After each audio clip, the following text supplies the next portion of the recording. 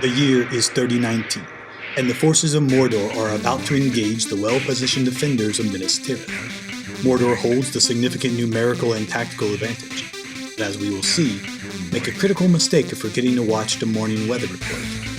Now, for the first time ever, hear the untold true story of how the most decisive confrontation of the Third Age really unfolded. The Battle of the Pelennor Fields is about to begin. Prepare for battle!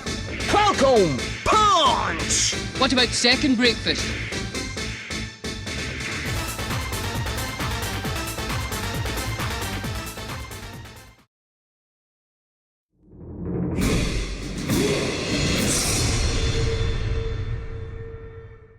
Okay, in the movies Mordor has millions of orcs, but in the book, the numbers are much more realistic. Mordor could typically field about 50,000 orcs, 20,000 Haradrim, and 15,000 Easterlings. The backbone of their forces was the lowly orc, whose military skills ranged from that of a below-average human to that of a small barking chihuahua. Additionally, due to a complex labor agreement with the Orc Union, orc units can only work the night shift. Yep, they cannot be outside during daylight as they are terrified of the sun.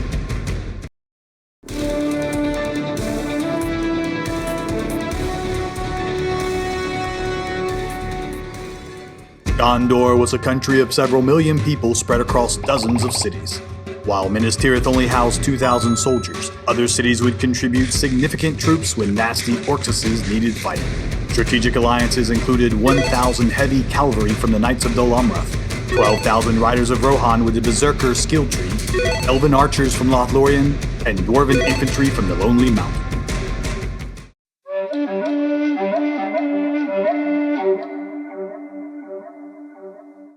On the eve of battle, Aragorn challenged Sauron by looking into the Palantir and convinced him that he was using the One Ring.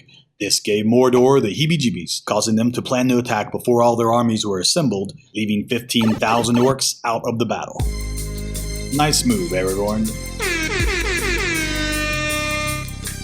A well-defended Minas Tirith is almost impossible to wreck, and let's face it, orcs are kinda trash. But self-appointed 27-star General Lord Sauron, a level 300 Clash of Clans strategist, made several tactical moves to reshape the battlefield.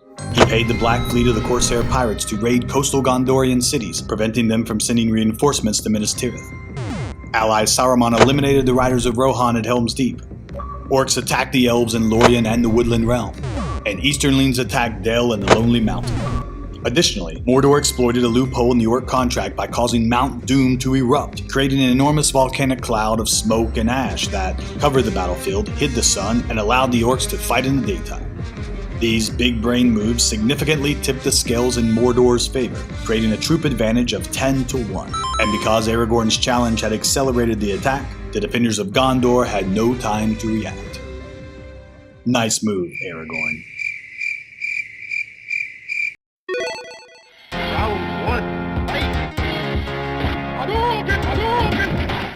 The battle begins when Mordor overwhelms Faramir's garrison at the Causeway Forts. Gondor's KDR is well over 10, but are still forced to execute an organized retreat. But when Faramir rolls a natural 1 on his poison saving throw and gets an arrow to the knee, it's only an aggressive cavalry charge from Gandalf and the Knights of Dol Amroth that prevent the total rout.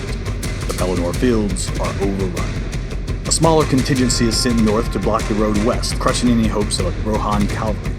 Mordor artillery fire catapults explosive rounds into the city, causing massive fires and forcing Gondor to watch their homes burn around them. The Nazgul begin an organized campaign of flying above the city, using their AoE debuff to frighten the soldiers below. With Gondorian morale nearly exhausted, the primary armies attack the walled city with siege towers throughout the night. The defenses are finally overcome in the early hours of the morning, when a great battling ram bursts through the massive gates. The armies of Gondor lose heart and flee, and a horde of triumphant orcs prepare to rush in and sack the city. But the winds were about to change. You see, Sauron made a critical error by failing to watch Radagast's forecast that evening, and so was completely unaware of a strong wind that started blowing in from the west. A strong wind that would change everything.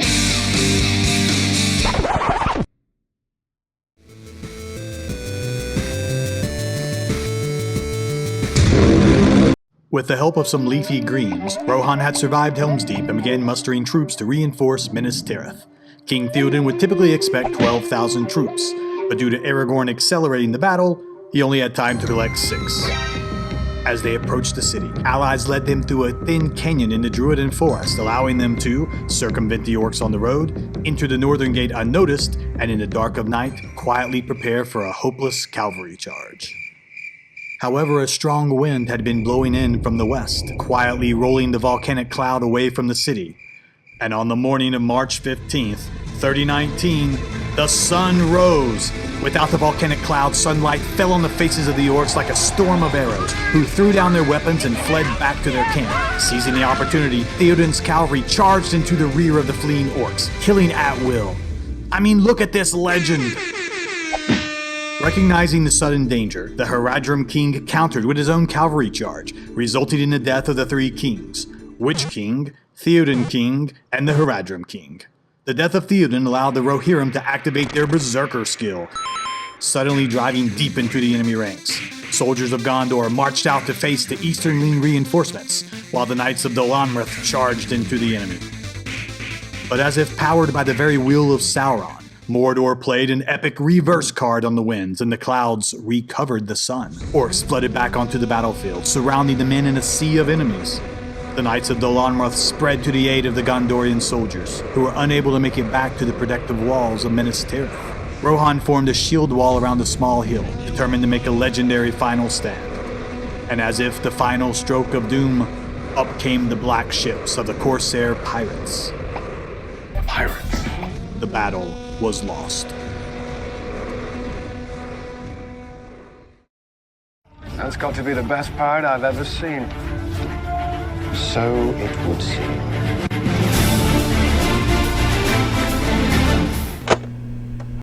After the Battle of Helm's Deep, while Rohan was preparing to ride to the aid of Minas Tirith, troops from the southern cities of Gondor were not.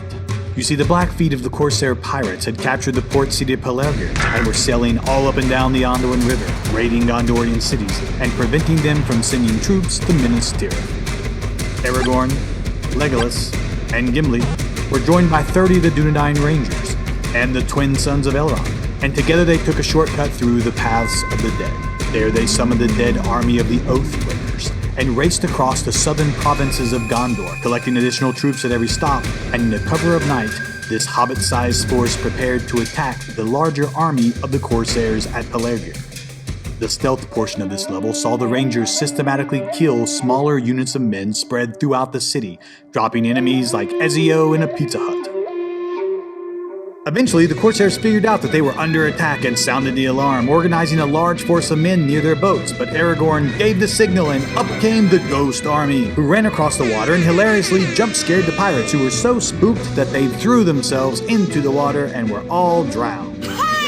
Hilarious. Everyone had a good laugh, Aragorn freed the Ghost Army, and the remaining soldiers boarded the ships and set sail to Minas Tirith, picking up additional soldiers along the way. And so, as the orcs surrounded the soldiers of Minas Tirith and the shield wall of Rohan, up came Aragorn, the Rangers, and 5,000 soldiers from the southern cities of Gondor, who leapt from the ships and charged the fields of the Pelennor, snatching victory from a certain defeat and routing the remaining forces of Mordor. The Battle of the Pelennor Fields was over. In the aftermath of the siege of Minas Tirith, casualties were significant on both sides. While the armies of Mordor were more easily replaced by Sauron, the loss solidified his belief that Aragorn was using the One Ring, setting the stage for the March on the Black Gate, and Sauron's eventual defeat by an elite team of special forces that infiltrated deep into enemy territory and sabotaged Mordor's critical infrastructure to such a degree they were unable to field an organized army ever again, and ushered in the Fourth Age of Middle-earth.